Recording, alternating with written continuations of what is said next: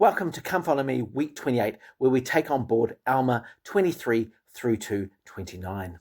And this delves into the idea of the Lamanites being converted and becoming this incredibly righteous people, so righteous that they're willing to lay down their weapons of war and be a model of pacifism to others. So there are a number of themes in this particular chapter, including the idea of religious freedom. King of the Lamanites gives Aaron the ability to go throughout the land and teach and be able to do so without any persecution. And this is a really interesting feature for Joseph himself, because he's recently, just in the past year before writing this, been cast out of the Methodist church, Emma's family's church in Harmony, Pennsylvania. And so it seems that Joseph is really imagining this idea that when his teaching will be embraced by the people there, and he'll be welcome to teach them, and he'll be able to expound and give them the truth. He'll finally get to be the hero. And the heroes in this story in Alma chapter 23 are Ammon and Aaron. Omner and Himni also mentioned, who are part of the four sons of Mosiah. And it seems that we only have the missionary exploits of Ammon and Aaron. So I wonder why. Was Joseph planning to talk about them, but then the system changed, or something got in the way, or he got distracted by something else? But it seems to be that he was planning to, but it just didn't happen. And yet he mentions others who are around there. So it's really interesting. And if you have any thoughts on this, I'd love to hear them. And religious freedom is enshrined in law with the Lamanites. And this is really important because, of course, this is something that is key to the Constitution of the United States with the First Amendment. And the people who are converted, they become so great, in fact, so great that they're willing to lay down their weapons of war and not fight against God and their brethren anymore. And this is really dovetails into that Native American idea that, once they know the truth, they wouldn't fight against the Gentile settlers because effectively they would be like them. But those who were hardened, those who had been dissenters from the Nephites, they did not convert. And the Lamanite converts' names are changed to anti-Nephi-Lehis, which is slightly odd too, and I wonder if you have any ideas about that. But one of the things that happens to them, they become an industrious people, they become friendly to the Nephites in that they correspond with them, that they interact with them. And this is the idea of that the natives are becoming more like the Nephites, more like the Gentile settlers. And of course, one of the things that happens to them is the curse of God follows them no more. So they become white like their counterparts, which is totally out of place and out of time, and certainly not any basis of reality, but it's a really interesting concept. Alma chapter 4 is great because it takes so many of the elements that we've already seen and put them into practice in the text so that we can see that it's really a repetition of many of the same kinds of things we've seen before in other parts of the Book of Mormon. And the first thing to realize is that Alma chapter 4 is really an expansion on Alma chapter 23 because we see the same concepts, they're just fleshed out a little bit more. And this is very reminiscent of Joseph's creation style because he tends to go with an idea and then he realizes that he can expand on it, and we see that following. And another feature that we see in the beginning verses is that Joseph is using a storyline or a concept that he's used before.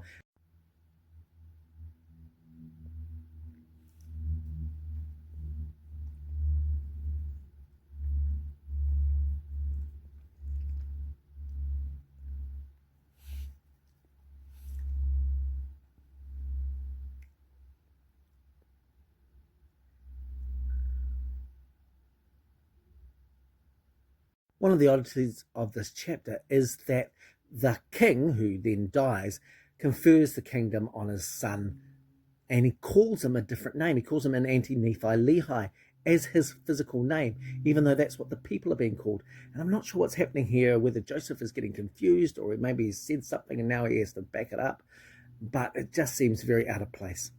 And the Nephite missionaries held a council to see what they should be done, and of course, Nephi-Lehi and his brother Lamoni are going to decide the fate of these people.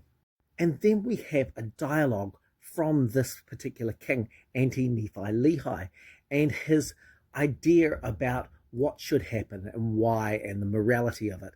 And this is very reminiscent of Alma giving a similar speech about the reason why you shouldn't have kings.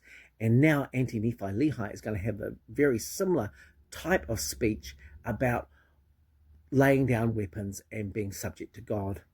And really, he's going to reiterate what has been said in Alma chapter 23 with an understanding again that these things are really important, including that correspondence with their brethren, the Nephites.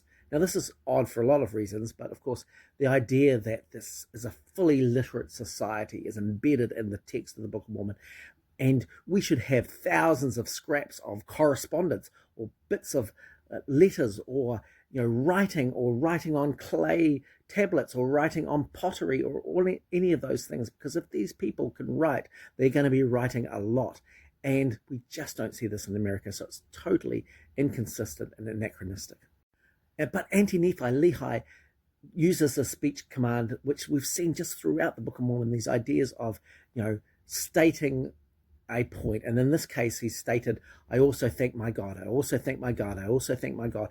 These are the headers for these particular ideas. And building on the idea of laying down your weapons is the idea of bearing your weapons. And the idea that if you stain them through murder, that will be completely against what you have come to do.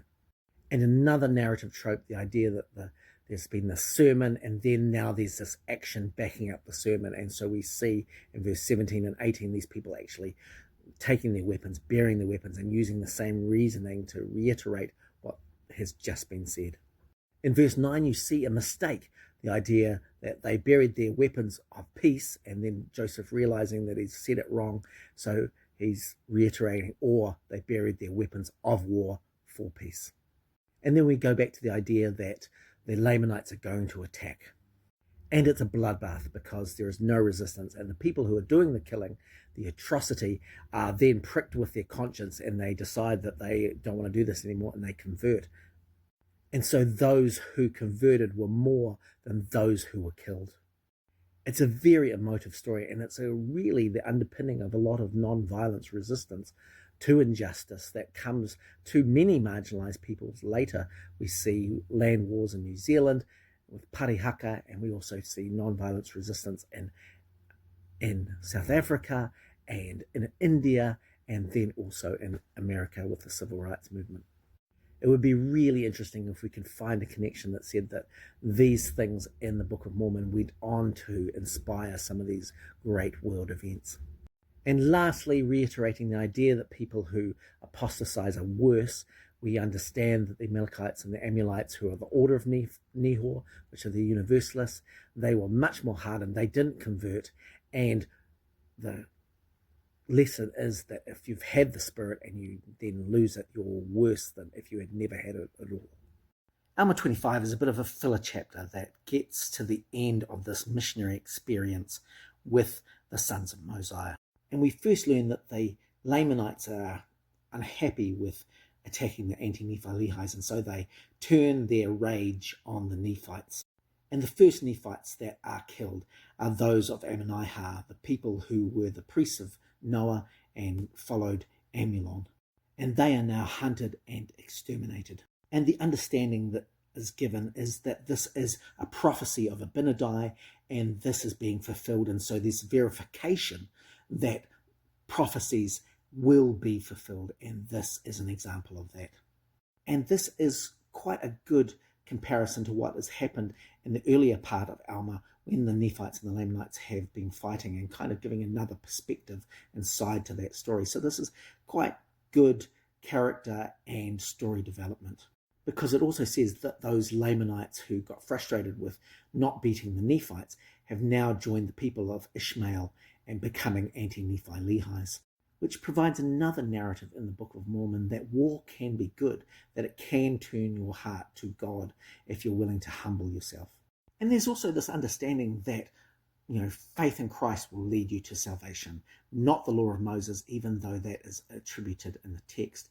And you get the idea that the sons of Mosiah, Ammon, Aaron, Omner, and Himni, that this is kind of wrapping up their story in the Book of Mormon, even though we really haven't heard any of the missionary exploits from Omner and Himni. Alma chapter 26 is Ammon's soliloquy, where he speaks out loud the thoughts of his hearts to his brethren, his brothers, the sons of King Mosiah.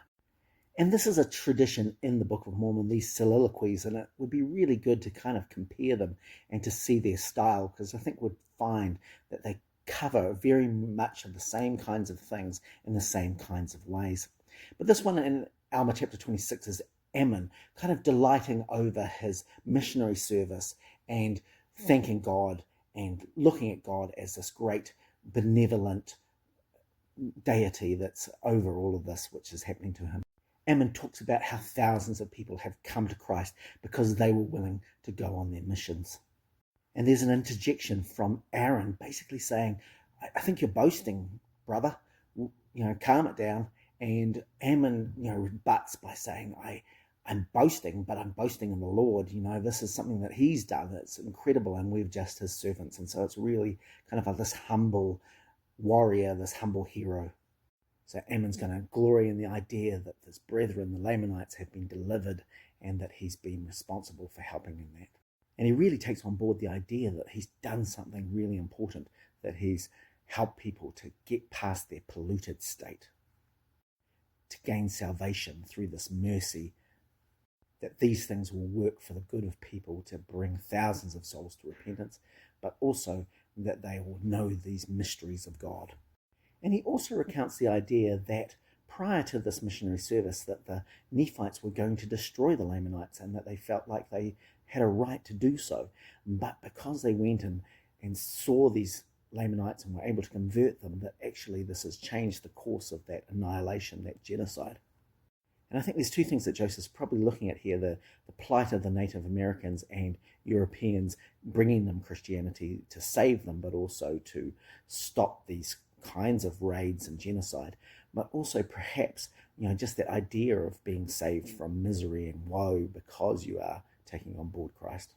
And he's also ascribing a lot of faith to those who are repentant and penitent, that they are willing to go to greater lengths to be peaceful, to be Christ-like, and when they adopt the gospel. And so this is a real benefit to everybody concerned. And again, he takes on board this idea that he's not boasting, but he's boasting in God because God can make all this happen. And so the soliloquy enables him to reiterate what has just happened in the past preceding story. It's kind of like a sermon or a Aesop's fable. This is what's happened. Here's the lesson that we can learn. And it's also justification for the pain and the wandering and the displacement that they have felt. Alma chapter 27 brings all of these other chapters together and harmonizes them with the account of the sons of Mosiah meeting Alma. The chapter begins with the understanding that the anti-Nephi Lehis are under threat again, and they're not going to take up arms against their brethren, so they're really in a precarious situation. And Ammon devises a plan to relocate the people of anti-Nephi Lehi to Zarahemla. And it's interesting here that we have the idea of a king. We don't know his name, but it's presumably Lamoni and the kings whose name is anti-Nephi Lehi. But Joseph has forgotten this by this point, so we just have to refer to him as the king. And the idea that the anti-Nephi Lehis, as they're thinking about going to Zarahemla, that they think that they might be slaves. And Ammon reassures them that no, slavery is against the law in his people. And this is one of the only commentaries on slavery in the Book of Mormon, which is quite remarkable considering the situation that Joseph is in America. But slavery just wasn't a part of his everyday life. It just didn't really affect him. And of course, the North didn't believe in slavery, so therefore this was consistent with his world. And we see this same Exodus narrative that we've seen dozens of times already, where they gather their flocks and their herds and they depart out of the land. And then in this Exodus, they meet up with Alma, and Ammon is overwhelmed by joy and falls to the ground because he's just so happy. And this falling to the ground is a very common revival understanding of, being overcome by the Spirit.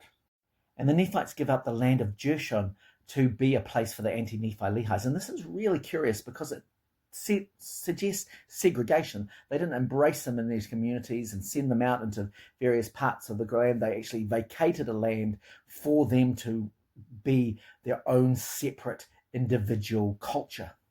And this goes along with 19th century views that people shouldn't race mix, and what is the basis of some of that segregation in terms of intermarriage that we've already talked about. And the only condition is that the Anti-Nephi Lehis give them provisions so that they can fight and defend them. And they're distinguished for their zeal. They are more honest, more righteous than the Nephites, and they can't be persuaded to take up arms. They're really going to be pacifists. Alma chapter 28 is a little bit of a consolidation of some of the stories that we've already heard and some of their conclusions, including a great battle. So the Lamanites come against the Nephites in retaliation for the Anti-Nephi Lehis leaving, and there's a massive battle, tremendous according to verse 2, and that had never been known among all the people of the land, and the Lamanites were scattered. And this tremendous slaughter was just humongous. And what's interesting about this is, of course, this really starts the war chapters, and I think what Joseph is doing here is he's laying the groundwork for the annihilation of the Nephites by these internal battles. But he's actually also kind of getting ideas in his heads about what the next iteration of the Book of Mormon will be, because we'll start into the war chapters and we'll start to detail some of these wars in quite specific forms. And this really goes along with the mound builder myth, the idea that there were these great battles and that these great burial mounds in New York and surrounding areas were a result of this. And in verse 11 he talks about the many thousands of bodies that are left mouldering in heaps upon the face of the earth. And of course, death is terrible if you haven't repented. But if you have repented and you are in connection with God, then absolutely it's fine. You're going to be remembered. You're also going to be saved. And so there is this contrast. Those who are going to be raised to dwell at the right hand of God in endless happiness, and those who have been taken over by the power of the devil, by his cunning plan. And the only thing that's going to stop this is the great call of diligence, of missionary work that will convert one to the other. Alma 29 is Alma's soliloquy, which is very reminiscent of Ammon's soliloquy just a few chapters earlier. And it's especially heartfelt, the idea that he wants to be an angel, that he could have a voice to shake the earth, that he could help people repent and come unto God so that there be no more sorrow upon the face of the earth. And yet this is not possible. So he has to be content with the mortal status that he is in. And we have the reiteration of the understanding that you're blameless before God if you knoweth not good from evil. And so then again we see this understanding of innocent and those who are outside the law being saved. And there's a real feeling of calling, being called to be a missionary, called to preach, and being content in that desire. And we also have the same kind of feeling that you have with Ammon, the idea of not trying to boast, not glorifying in himself, but glorifying in God. And an understanding that as you do so, that you're filled with joy, that you are taken and used by the Lord for these great purposes. And Alma is also joying in the missionary labors of the sons of Mosiah, that together they're able to do many wonderful things. And it's interesting that he also talks about the idea that his soul can be carried away to the separation from the body in such great joy. So this is the opposite of the death, but this great reunification with God.